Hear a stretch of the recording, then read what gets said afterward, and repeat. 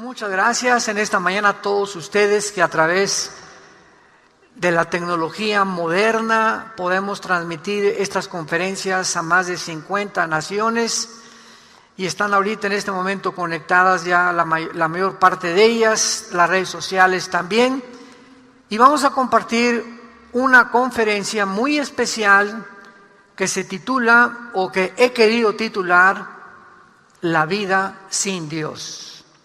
La vida sin Dios. La mayor parte de la gente que no cree en Dios, desde hace varios años, se han llegado a acostumbrar tanto a esa idea que ya nunca llegan a preguntarse cuáles son realmente las implicaciones de que yo no haya creído en Dios o de que actualmente yo no crea en Dios. Eso es lo que vamos a tratar. Porque mucha gente dice, bueno, ¿sabes qué? No me importa si existe o no existe Dios. Yo voy a vivir tal como estoy. Pero no se hacen esa pregunta. No saben que todo aquello que sembramos lo tenemos que recoger. Y que las ideas fructifican en el cerebro, para bien o para mal. Ellos piensan que solamente así están contentos y felices, y pues mi maestro me dijo que él no creía en Dios, o en la universidad casi no creíamos en Dios, y nos reímos de los que creen en Dios, pero vuelvo a repetir, vamos a enfocarnos en las consecuencias de la vida sin Dios. Así pues, tratar de demostrarle a alguien la existencia de Dios, debemos ayudarle antes a preguntarle por qué es importante, vital y razonable creer en Dios. Creer en la existencia de Dios es un asunto que debe ocupar el centro de nuestra vida. Llega a las fibras más íntimas de nuestro ser.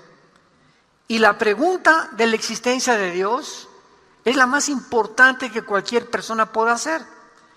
Cuando llegan los jóvenes a decirnos a nosotros, los pastores, muchas veces, pues me quiero casar y quiero formar una nueva familia, etcétera, etcétera, les hacemos dos preguntas que son las más indispensables para poder garantizarte o darte un fundamento fuerte, profundo de tu destino, de tu vida, de tus hijos y de la familia que vayas a formar. Y la pregunta es, ¿tienes a Jesucristo en tu corazón? No te vayas a casar, joven que me escuchas, con una muchacha que no estás seguro que tiene a Jesucristo en su corazón. No te vayas a casar, muchacha, con un muchacho que no está segura que tiene a Jesucristo en su corazón. Porque cuando comienzan a decir, es que se va a convertir en la luna de miel, es donde menos se va a convertir.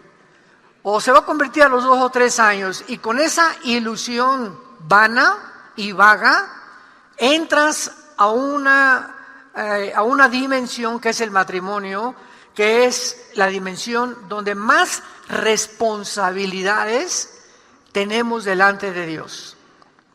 Así que en Mateo capítulo 16, Cristo, sabiendo que esta pregunta era la más importante y la que sus discípulos también tenían ellos que comprender, dice en el capítulo 16, versículo 13 al 17, estas palabras. Mateo 16, 13 al 17. Dios motiva a sus discípulos, Jesucristo, a hacer esta pregunta. Él les dijo, versículo 13 al 17 de Mateo 16. Viniendo Jesús a la región de Cesarea de Filipo, preguntó a sus discípulos diciendo, ¿quién dicen los hombres que soy yo? ¿Qué han oído por ahí? ¿Qué es el Hijo del Hombre? Ellos dijeron, unos dicen que eres Juan el Bautista, otros dicen que eres Elías, y otros Jeremías, y alguno de los profetas. Él les dijo: ¿y ustedes, quién dicen que soy yo? Respondiendo Simón Pedro, dijo: tú eres el Cristo, el Hijo del Dios viviente. Entonces le respondió Jesús: bienaventurado eres, Simón, hijo de Jonás, porque no te lo reveló carne ni sangre, sino mi Padre que está en los cielos. Y actualmente tú has notado, como joven principalmente, que les preguntas a tus compañeros o en la escuela, a los maestros, periodistas, políticos, cantantes, artistas: ¿quién dices tú que es Cristo? ¿Y qué nos responden? Pues para mí es uno de los grandes líderes religiosos. Y lo clasifican entre Buda, entre Mahoma, entre Mahatma Gandhi y entre todos los demás líderes religiosos. Otros te dicen que llegan al colmo: es que fue el más grande revolucionario. Y es el que realmente apoyó el comunismo, porque él venía por los pobres y porque él no quería y él odiaba a los ricos. Todas estas respuestas son una ignorancia impresionante. Otros dicen: bueno, fue un gran maestro de moral.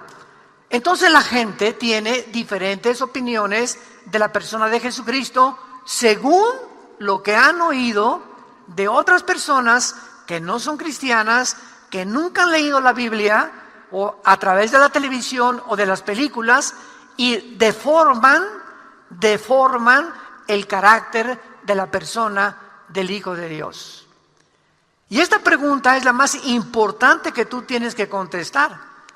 Si alguien te preguntara ahorita en una entrevista afuera: ¿tú quién dices o quién crees que es Jesucristo? Y tú haces esta respuesta, pues yo pienso que fue como el Che Guevara, o un revolucionario, un gran maestro de moral, un gran líder religioso. Esto significa que no conoces a Jesucristo como tu Señor y como tu Salvador. Simplemente es una figura pública que impactó el mundo de diferentes maneras, pero tú no has entendido quién es Él. Y cuando Cristo le dice a Pedro: bueno, eso es lo que dice la gente, dicen que soy profeta, que soy Elías, pero tú Pedro, ¿quién dices que soy yo? Y Pedro le dijo a Jesús la declaración más grande que podemos escuchar: tú no eres ni Elías, ni el revolucionario, ni el líder religioso, tú eres el Hijo de Dios. Y Pedro se sorprende, porque en ese momento Jesucristo le vuelve a contestar: ¿sabes qué, Pedro? Estas palabras que están saliendo de tu boca no te las dijo nadie. Has sido en este momento inspirado por el Espíritu Santo para reconocerme que realmente soy Dios en la carne, que soy el Hijo del Dios vivo y verdadero. Por eso, cuando tú puedas contestar: Jesucristo no es maestro de moral, ni un gran líder religioso, un revolucionario, y tú le digas a tus amigos y a la gente, y no tengas temor ante ninguna audiencia, Él es el Hijo de Dios, lo estás diciendo porque el Espíritu Santo ya vive dentro de ti. No hay manera de confesar a Jesús de otra forma más que teniendo al Espíritu de Dios. Ahora vayamos al libro de Eclesiastés en el Antiguo Testamento, que fue escrito por el hombre más sabio de toda la historia. La sabiduría que Dios le dio al rey Salomón es incomparable. La Biblia reconoce que es el hombre con más sabiduría que ha existido y que existirá después de Jesucristo. Y si no existe entonces la vida con Dios, si Dios no existe, en realidad la vida es un absurdo. Síganme con mucho cuidado. Y todas estas conferencias que he tenido hace 20, 30, 40 años, de otra forma, con ateos, escépticos, agnósticos, es la forma en la que ellos nunca se han puesto a pensar más que lo que les enseñaron en la escuela, y no han razonado lógicamente para poder realmente evaluar qué ha sido la irracionalidad más grande que existe, que un hombre diga, Dios no existe. Ahora actualmente ya el ateísmo ha declinado enormemente. ¿Por qué? Porque el ateísmo actualmente ya no se puede sostener filosóficamente. Ya es imposible sostener filosóficamente. Y hace 3000 años en un salmo, Salmo 14, ya David decía, dice el necio en su corazón, no hay Dios. Cuando una persona dice que no hay Dios, le preguntas, ¿verdad? ¿A dónde lo fuiste a buscar? ¿Qué te hizo concluir que Dios no existe? Mi compadre me lo dijo, o mi amigo en la escuela, o el maestro que me está enseñando civismo, me está enseñando filosofía, dice que es un absurdo la existencia de Dios. Pero nunca, ahí se quedan con esas respuestas y nunca investigan de una forma lógica qué implica que Dios no exista. ¿Y a dónde vas a llegar si mantienes esta ideología en tu corazón? En el capítulo 2 de Salomón, cuando Salomón vivió como un multimillonario, un trono de oro, más de 1000 mujeres. Tenía el lunes a Miss México, el martes a Miss Guatemala, el miércoles a Miss España, el jueves a Miss Francia, solamente para darles a entender de aquellas personas que dicen, no, si yo tuviera 2 o 3 estaría más contento que con la que tengo ahorita. Y siempre estamos moviendo nosotros a que podemos encontrar algo mejor que Dios. Y cuando Salomón tuvo eso y Dios le dijo, ok, te voy a dar permiso que tú tengas todas esas mujeres. Te voy a dar permiso que tengas todo el oro del mundo, Salomón. Porque cuando tengas todas esas cosas y todos los vinos y los payasos que tenía y los cantantes que lo estaban entreteniendo siempre y los viajes que él hizo, etcétera, etcétera, y las relaciones políticas que desarrolló Salomón en el Medio Oriente, después de que tuvo todo eso, escribió el libro de Eclesiastés. ¿Y saben lo que dice en el capítulo 2, versículo 11? Miré yo luego todas las obras que había hecho en mis manos y el trabajo que tomé para hacerlas, y he aquí todo era vanidad y aflicción de espíritu y sin provecho debajo del sol. Cuando levantó estatuas y levantó columnas y levantó asilos y levantó edificios, industrias y empresas, con el lenguaje moderno se dio cuenta que todo aquello que había hecho no le había llenado el vacío con el cual nacimos todos los seres humanos. La palabra vanidad es la palabra clave de todo el libro de Eclesiastés. Vanidad de vanidades es la vida. ¿Y saben lo que significa la palabra vanidad en el hebreo? Escríbelo, significa vaciedad. Vacío. Todo está carente de propósito, significado y de valor fuera de Dios en la Biblia. Luego en el versículo 15 dice Salomón, entonces dije yo en mi corazón, ¿cómo sucederá al necio? Me sucederá también a mí. ¿Para qué pues he trabajado hasta ahora por hacerme más sabio? Y dije en mi corazón que también esto era vanidad. Dice Salomón, bueno, si todos vamos a morir, el carpintero va a morir, el pintor va a morir, el sabio va a morir, el presidente va a morir, el cantante famoso va a morir, todos vamos a morir. Entonces, ¿quién puede determinar quién es más grande en medio de nosotros? Todo es vanidad, todos tenemos que morir algún día. ¿Para qué entonces estudio?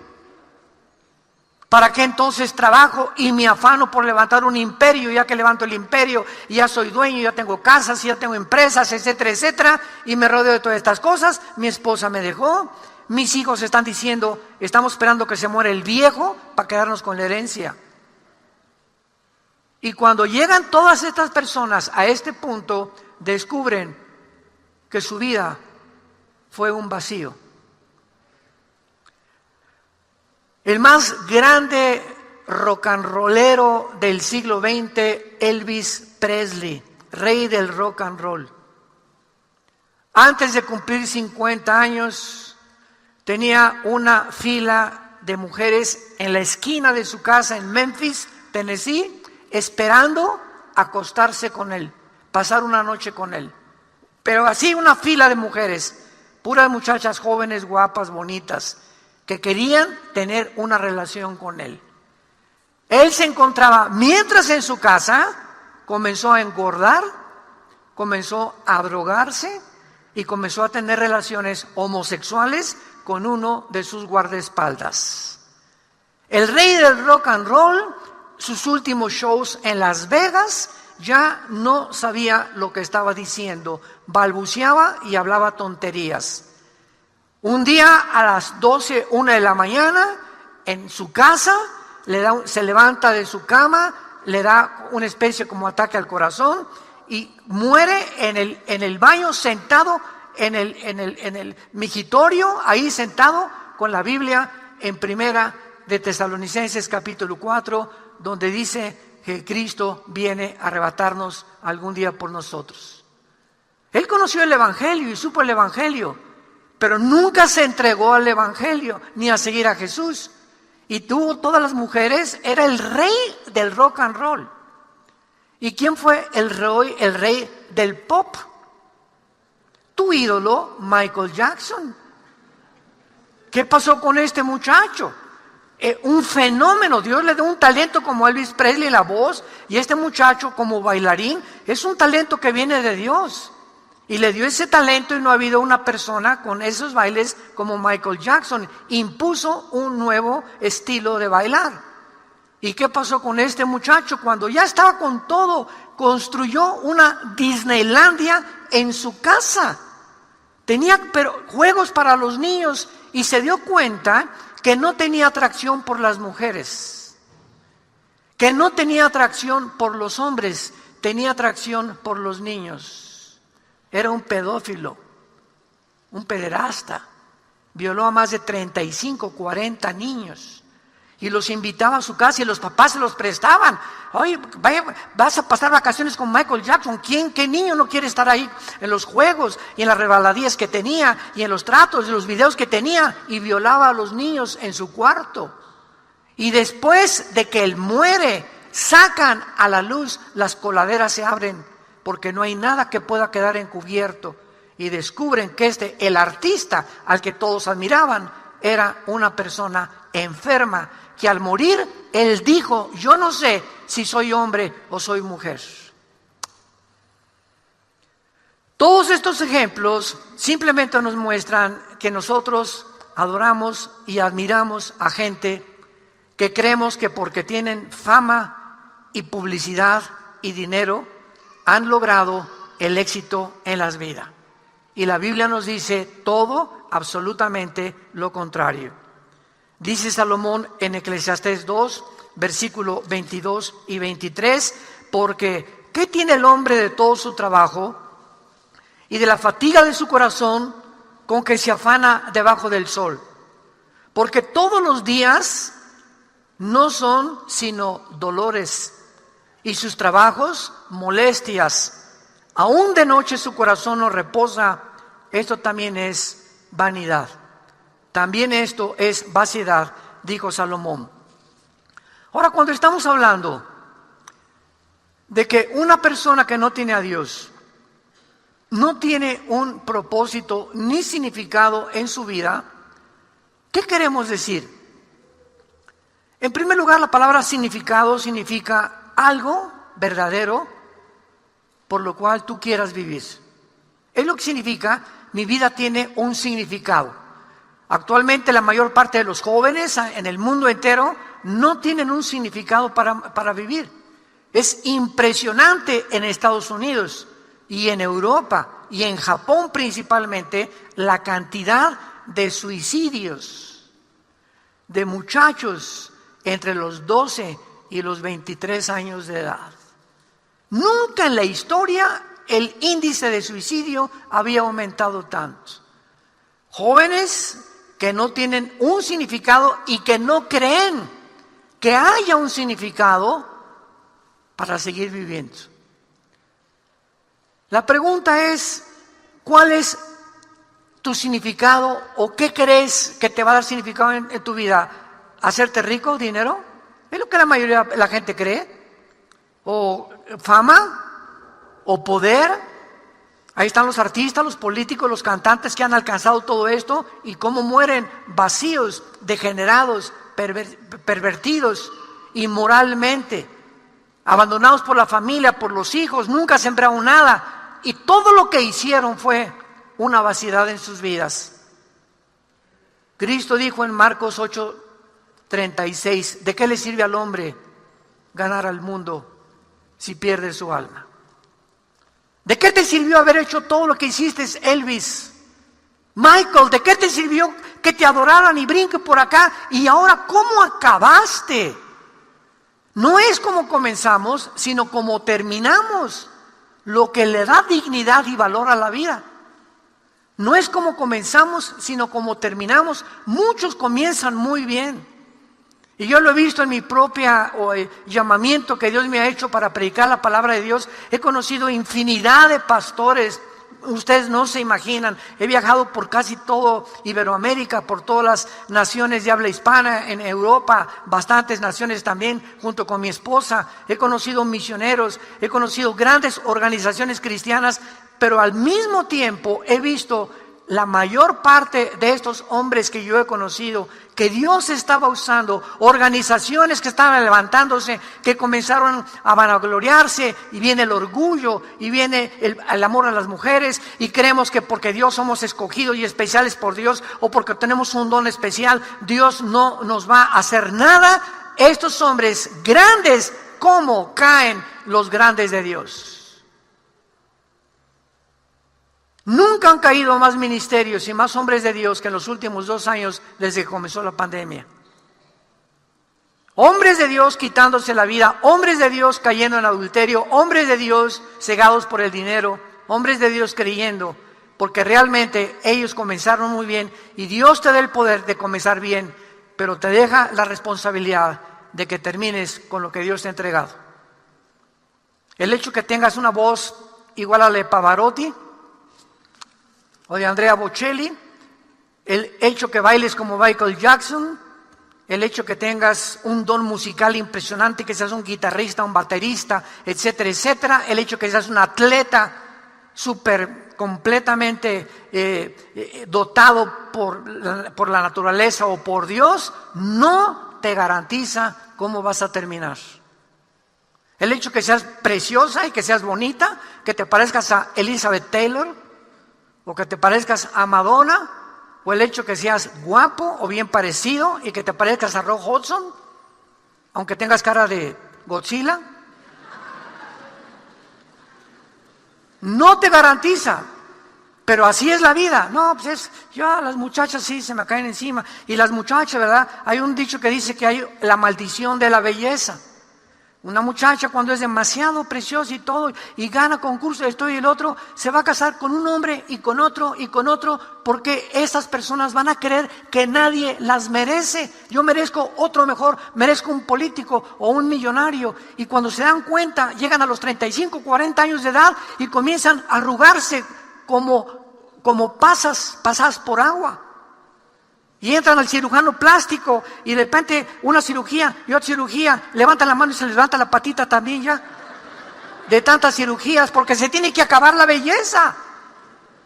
Ya a los 55, 60 años de edad ni quien se fije en ti.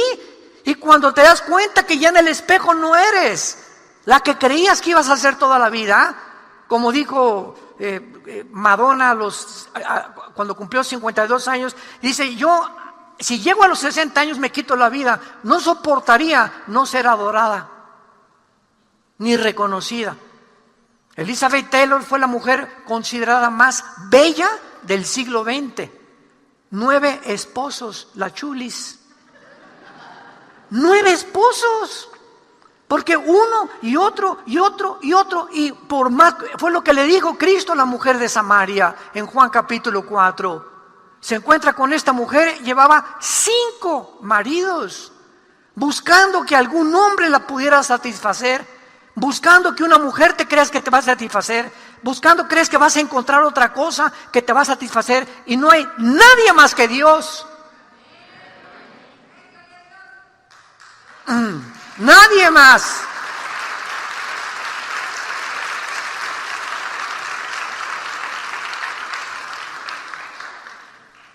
Jesús le dijo a la mujer de Samaria: mujer, de esta agua, sigue buscando hombres y vas a seguir teniendo sed. No hay nada en la vida que pueda satisfacer la sed que tenemos de Dios. Dice en Eclesiastés 3:11, Dios puso la eternidad en tu corazón y en mi corazón. Y por eso buscamos cosas que nos llenen en este mundo, mujeres o hombres o fama o aplauso o poder o reconocimiento. El otro día le preguntaban a Bill Gates que cómo era posible que siendo el multibillonario, pacachico, mágico, millonario, ya no hay forma de decir ni billonario, ni trillonario, ni quinquillinario, porque no hay nadie que tenga más dinero que él. Todas las industrias farmacéuticas son de él, la Organización Mundial de la Salud la controla él, las Naciones Unidas la están controlando también ellos. Increíble. Le preguntaron, ¿qué? ¿Por qué? ¿Por qué? O sea, ¿por qué haces lo que haces? ¿Y saben lo que contestó? Es que ahora quiero poder. Poder. Entonces imagínate que están estos hombres así con el mundo, como reyes, y los presidentes están todos completamente controlados, la mayoría, por una élite de multimillonarios que existe, y ven al mundo. ¿Y cuál es la ambición del mundo? Alejandro el Magno, Napoleón Bonaparte, Aníbal, Saddam Hussein, Hitler, Mussolini, José Stalin. Todos los grandes hombres y dictadores de la historia han tenido todo lo que quieren de dinero, pero lo que ellos quieren es poder. ¿Poder de qué? Poder de controlar más a los seres humanos. Sentirse que son dioses y que tienen el control de las naciones o el control de sus imperios, como el rey Nabucodonosor en el libro de Daniel. No les basta ya el dinero, ahora quieren poder, y por eso hacen las cosas que están haciendo actualmente. Ahora veamos a continuación lo absurdo, lo irracional que es la vida sin Dios.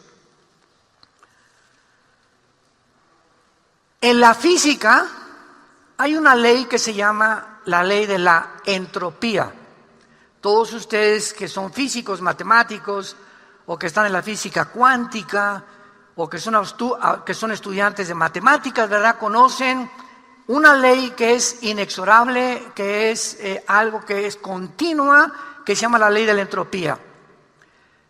Me quiero explicar esto para que entiendan lo que voy a leer en la Biblia, que se adelantó 2000 años a lo que descubrieron entrópicamente los físicos matemáticos. Esta ley de la entropía está establecida en la segunda ley de la termodinámica. La física está gobernada principalmente por 2 leyes inexorables y que no cambian y que gobiernan el universo. La primera y la segunda ley de la termodinámica. La segunda ley de la termodinámica establece lo siguiente: todo el universo, todo, galaxias, planetas, estrellas, la vida humana, aquí, las plantas, todo tiene un deterioro continuo. Todo se está oxidando, todo se está echando a perder, y esto es lo que se llama la ley de la entropía. Tú tienes un refrigerador porque tienes alimentos que si los dejas afuera se echan a perder. Tu casa la tienes que pintar en determinado tiempo porque las paredes las tienes que pintar, al carro hay que darle mantenimiento. Todo absolutamente está en un proceso de envejecimiento. Se llama la ley de la entropía. Vean ustedes en el libro de los Hebreos, capítulo 1, Hebreos capítulo 1, lo que se escribió hace 2000 años acerca de esta ley que ya la Biblia se adelantaba a la ciencia moderna. Dice Hebreos capítulo 1, versículo 10 al 12. Y tú, oh Señor, en el principio fundaste la tierra y los cielos son obra de tus manos. Ellos, escucha, perecerán, mas tú permaneces. Todos ellos envejecerán como una vestidura. Como un vestido los envolverás y serán mudados, pero tú eres el mismo y tus años no acabarán. El escritor de Hebreos, ¿quién le reveló que en el universo existía el proceso de la entropía? Cuando escribió, todo se va a envejecer y todo se va a acabar. Pero tú, Señor, eres el mismo ayer, hoy y por los siglos. La ciencia nos dice actualmente lo que la Biblia hace 2000 años que escribió Hebreos, lo confirma, que los cuerpos de las estrellas, las galaxias, están expandiéndose, el Sol está perdiendo millones de toneladas más a cada segundo, el Sol, todas las estrellas eventualmente se van a quemar, toda la materia se va a colapsar en estrellas muertas, hoyos negros, pero la Biblia profetiza, después de que esta ley de la entropía deje de funcionar, un mundo mejor. Si fuera realmente, y Dios no existe, y todo se va a acabar, y todo se va a desvanecer, ¿cuál es el propósito de seguir los pasos de la Madre Teresa? ¿Por qué mejor no soy como Hitler? ¿Por qué mejor no soy como Stalin? ¿Por qué mejor no me dedico a robar? El que no tranza no avanza, dice el dicho aquí en Toluca. ¿Para qué le soy fiel a mi esposa si hay mujeres más bonitas y más jóvenes que mi esposa? ¿Por qué voy a dejarme de satisfacer mis caprichos sexuales cuando los puedo tener? Y además tengo mucho dinero y soy millonario y puedo mantener a 2 o 3 muchachas con departamentos. ¿Por qué no lo puedo hacer si tengo el poder y tengo el dinero? Así es como piensan los seres humanos. Porque se creen que cuando ya tienen esto y aquello, y ya tienes 60 años aunque tengas cara de Godzilla y las muchachas se fijen en ti, crees que eres guapo y ya se fijaron en mí por la feria, hijo. Usando el lenguaje de los chavos. ¿Qué crees que por la cara de acordeón que tienes? No, hombre. Hay intereses de por medio. La que te ame realmente es tu esposa, así como está gordita y regordita, así te ama tu esposa, es la madre de tus hijos, y si tú mantienes el matrimonio en santidad delante de Dios, Dios te va a bendecir.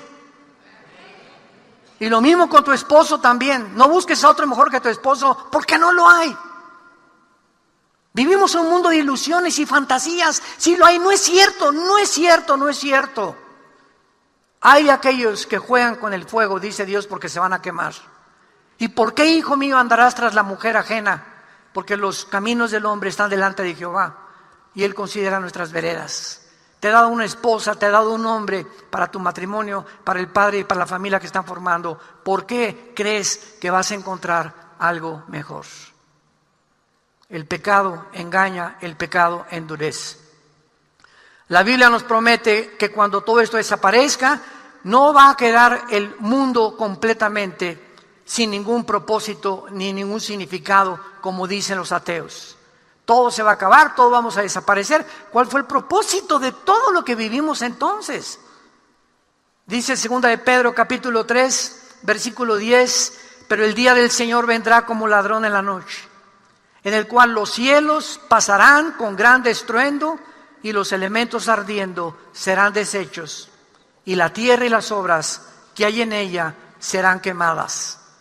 Puesto que todas estas cosas han de ser deshechas, ¿cómo no deben ustedes, nos hablan los cristianos, andar en santa y piadosa manera de vivir, esperando y apresurándonos para la venida del día de Dios, en el cual los cielos encendiéndose serán deshechos y los elementos siendo quemados se fundirán?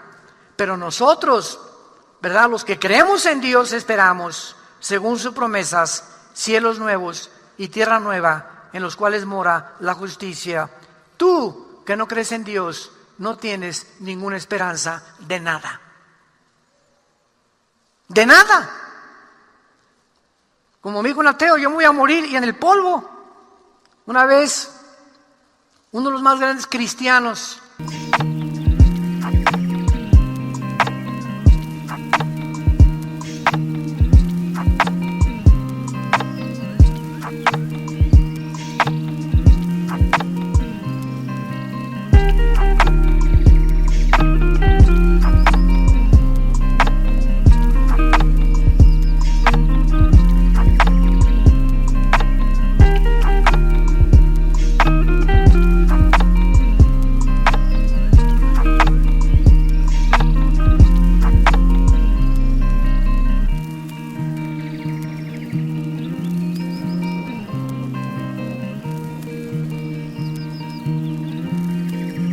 científicos, cómprale el libro y restrégaselo así en la nariz a tu maestro ateo. Blaise Pascal, matemático, filósofo francés, cristiano, tuvo un debate con un ateo.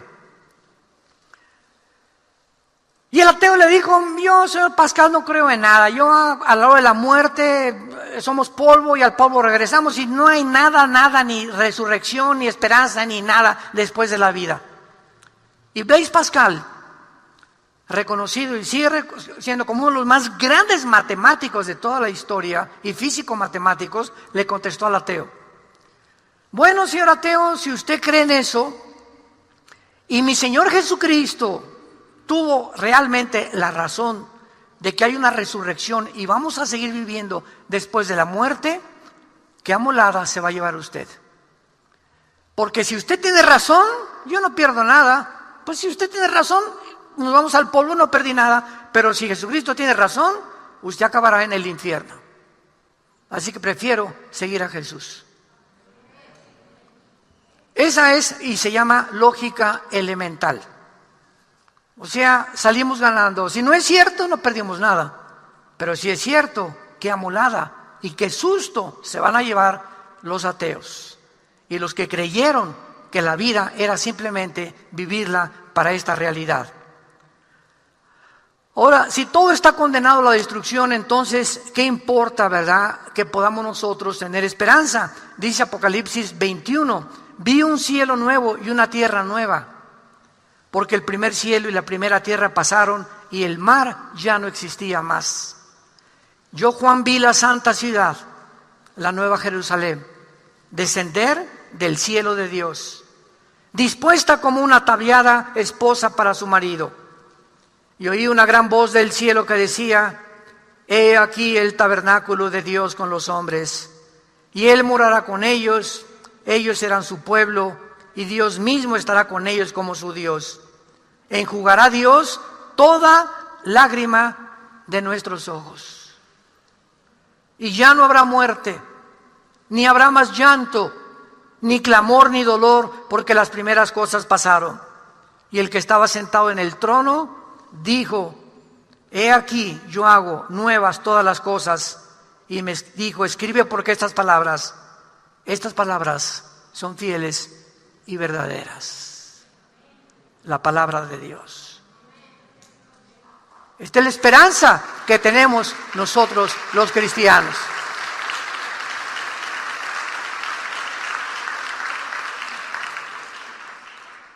Si la vida termina en una tumba, entonces no tiene ninguna diferencia final si vivimos como Hitler,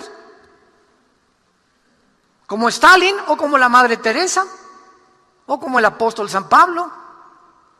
Si nuestro destino no está relacionado finalmente con nuestra conducta, hagamos y vivamos lo que nos dé la gana hacer.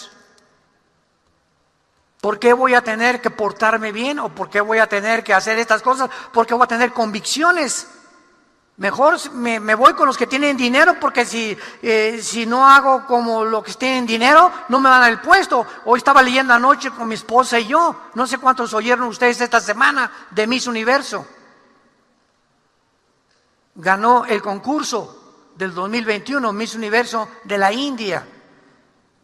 pero están comenzando los periodistas a sacar a flote lo que se encuentra detrás de este certamen, dudando que el año que entra lo repitan. ¿Por qué? Porque las influenciaron y las manipularon los globalistas para que ellas votaran y dijeran: vacúnense y sigan la ideología de género, si no, no van a poder ganar. ¿Cuántas de ellas se vendieron? No lo sabemos. ¿Cuántas de ellas, cuando las pasaron a decir, no dijeron lo que sentían en el corazón por miedo se inscribieron en este concurso y todas querían ser Miss Universo, pero los intereses se antepusieron y la mayor parte de ellas se vendieron para seguir concursando? Y así como ellas, se venden médicos, ingenieros, abogados, ministerios públicos, jueces, presidentes municipales. Vivimos en un mundo donde todos, por los intereses de no perder la posición y el dinero, se venden. Sacrifican sus intereses morales porque no los tienen y siempre se van donde va la corriente, donde va la conveniencia del interés político y el interés monetario. ¿Por qué la humanidad se encuentra así? Porque no tienen convicciones profundas de que Dios existe. No hay temor de Dios delante de sus ojos, dice la Biblia en Romanos capítulo 3. Su camino es como la corriente del agua. Y cuando venimos a Cristo, nosotros somos llenados del Espíritu Santo, somos iluminados para ver el mundo realmente como es, para darnos cuenta que es una mentira. Estamos en un mundo completamente de zombies, en un mundo de Disneylandia, de Reino Aventura, donde se nos presenta, y somos atraídos por tantas trampas alrededor, y así como ratones cae la humanidad en las trampas que el diablo les ha tendido, pero Dios vino a rescatarnos y a levantarnos y gritarle al mundo: arrepiéntanse, arrepiéntete. Viene el juicio, viene el juicio, viene el juicio de Dios. Cuando Pablo llegó a Atenas en Hechos capítulo 17, a los filósofos griegos, conocidos por su cultura y su razonamiento y su filosofía, dice en Hechos 17 el apóstol Pablo, versículo 30, pero Dios, habiendo pasado por alto los tiempos de esta ignorancia, ahora te manda. Escucha, es una orden. Dios te manda en todo lugar que se arrepientan, por cuanto ha establecido un día en el cual juzgará al mundo con justicia. Dios ha establecido un día, damas y caballeros, viene más rápido de lo que te imaginas el día del juicio para ti y para mí. Y ahí ya va a ser demasiado tarde para millones de seres humanos que pasarán eternamente la oscuridad, las tinieblas, el lloro y el crujir de dientes. Ya no habrá ninguna otra oportunidad después de que tú mueras. Dios ha establecido un día del juicio por aquel varón a quien designó dando fe a todos con haberle levantado de los muertos. Cuando Jesús venció la tumba y se levantó hace 2000 años, ahí en la tierra de Galilea, Dios estaba diciendo: ahí está mi hijo, volvió a vivir. Vean el cuerpo deshecho, era un guiñapo humano en la cruz. En la cruz Cristo era un monstruo.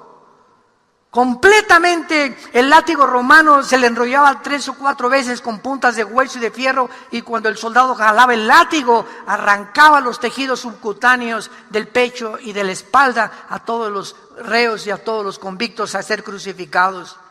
Las espinas que le penetraron 2 o 3 pulgadas en la cabeza, los clavos en las manos. Cristo era un guiñapo humano, dice el Salmo Isaías 52, no había buen parecer en él. Nadie hubiera reconocido al Hijo de Dios desbaratado de los golpes de las orejas, de los golpes que le dieron el pretorio romano, la tortura que atravesó. ¿Por qué? Era un monstruo en la cruz. ¿Por qué es lo que hace el pecado? Nos hace monstruos. El pecado nos convierte en monstruos, nos deforma nuestra vida, nuestros intereses, nuestro amor por la familia, nuestro amor por las convicciones morales, por una buena moral. Es lo que el pecado hace en el ser humano. Y Él vino a dar su vida por ti y a resucitar. Y cuando resucitó Cristo, ahora Dios tiene y te dice: tú ya no eres ignorante. Te he dado la capacidad de escoger entre el bien y entre el mal. Y aquí les pongo la bendición y les pongo la maldición, para que seas tú tal vez en esta mañana, y los que nos escuchan a través de los medios de comunicación, para que seas tú, no tu abuelita, no tu papá, no el pastor, no el papa. Tú tienes que ser una criatura responsable moralmente, para que tú escojas la bendición o la maldición. Y no hay más que dos caminos, no hay tres caminos. Ancha es la puerta que conduce a la perdición, y la mayor parte de los hombres van por ella. Pero angosta es la puerta que conduce a la salvación, y pocos son los que entran por ella. ¿Y sabes por qué pocos? Porque son los pocos que tuvieron valor.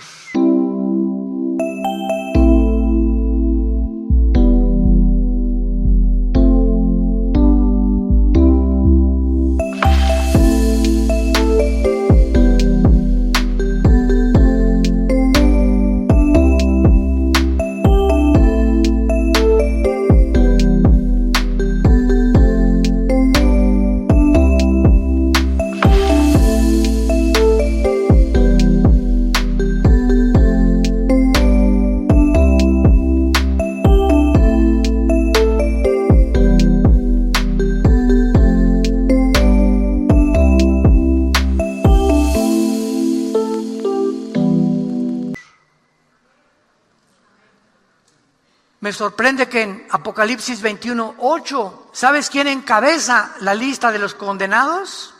No los homosexuales, no los transgénero, no los traficantes de drogas, no aquellos que tú, borrachos, parranderos y jugadores. Los que encabezan la lista de los pecadores en la Biblia son los cobardes. Los cobardes encabezan la lista en Apocalipsis de los que Dios va a condenar. Porque se necesita valor para decir: voy a seguir siendo fiel a mi esposa. Se necesita mucho valor. Ese es un hombre de veras. No te con tu compadre: ya tengo 2 o 3 por ahí, vámonos de farra este fin de semana. O con tu amigo o con tu amiga: pues yo tengo relaciones con mi novio antes de casarme, ¿verdad? Esa no es tu amiga. Son evangelistas y son personas que el infierno manda a nuestras vidas para arrastrarnos y convencernos que ahí está la bendición y que ahí está la felicidad. Dios ha establecido un día del juicio y tú tienes que arrepentirte de tu vida. Tienes que reconocer que eres pecador, que has violado las leyes de Dios, que te has burlado de Dios. Y por favor no digas: es que yo creo en Dios. ¿Sabes una cosa? El diablo no es ateo. Los demonios fueron los primeros que reconocieron a Cristo. Tú eres el Cristo, el Hijo del Dios viviente. Cristo los mandó callar. ¿Qué quiero decir? Que no basta decir creo en Dios y vivir como si Dios no existiera. ¿De qué te sirve si creer en Dios? Pero mira tu conducta, mira tus hechos, mira tu amor por la familia. Si dices creo en Dios, es porque sigues a Jesús.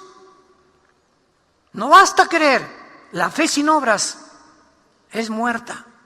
Tenemos que evidenciar con un cambio de vida, con una transformación profunda en nuestra vida, que realmente le hemos entregado la vida al Hijo de Dios.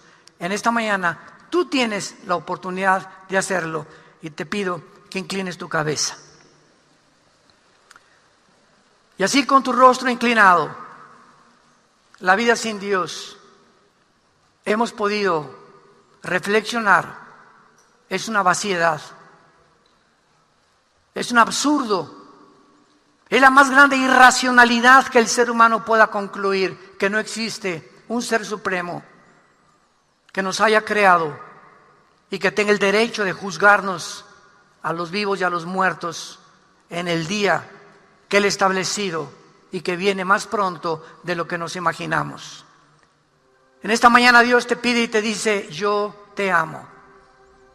De tal manera Dios amó al mundo que dio a su Hijo unigénito, para que cualquiera de ustedes en esta mañana que en Él crea, no se pierda, no seas condenado cuando mueras y te estén esperando los demonios en el momento que mueras y descubras demasiado tarde que creíste una idea falsa, creíste una mentira de que Dios no existía, pero será demasiado tarde porque la oportunidad te la da Dios. Hoy es tu decisión, hoy es el día de tu salvación. ¿Qué tendré que hacer? Me preguntarás, para que en este momento yo estoy seguro, absolutamente segura, de que el día de mi muerte tengo el perdón de mis pecados. Número 1, cree que Jesucristo en la cruz pagó por ellos con su sangre. Número 2, que Él se levantó de los muertos, habiendo sido despedazado en una cruz con un cuerpo glorificado, semejante al de nosotros cuando resucitemos y venga por nosotros. Y si Él resucitó de los muertos, dile que entre a tu corazón, porque crees que Él vive, tú también vivirás. Dile: Señor Jesús, entra en mi vida, perdona mi vida pasada. Reconozco que no tengo el poder para cambiar mi vida. Solo tú, entrando a mi corazón, puedes darme ese poder de vivir para ti los cortos días que me quedan, o la corta vida que me has dado.